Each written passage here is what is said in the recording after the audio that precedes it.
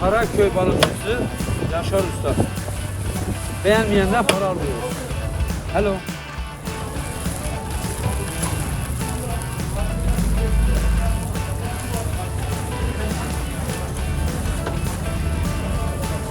Yabancılar da serbest kullanıyor.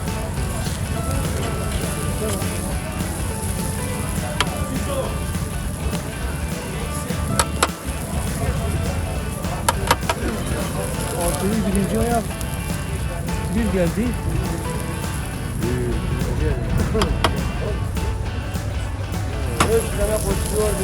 Eskiden Ne gene buradan geliyorsun yani. Öyle Karabağ geliyorsun.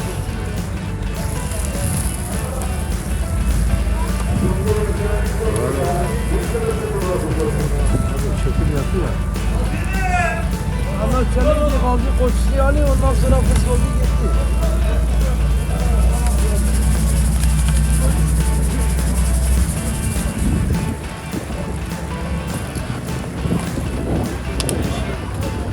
Kartopu yapmış.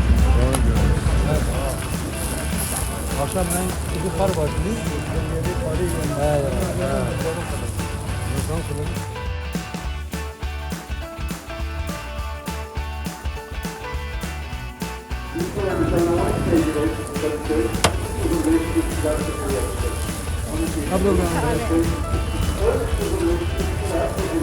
Bak bu nasıl olmuş?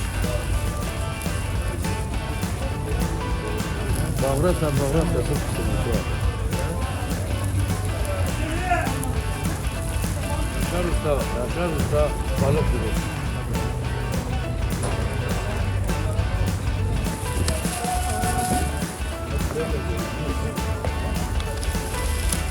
Давай, no good, no money.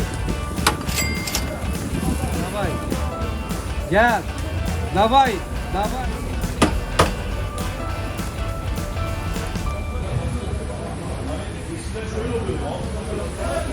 Bravo, hapsi güzel.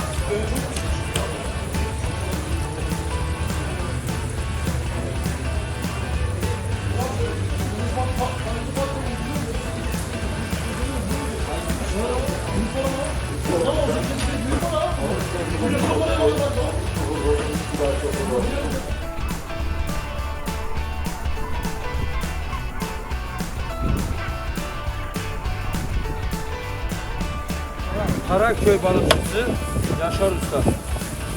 Beğenmeyenden para alıyor. Hello.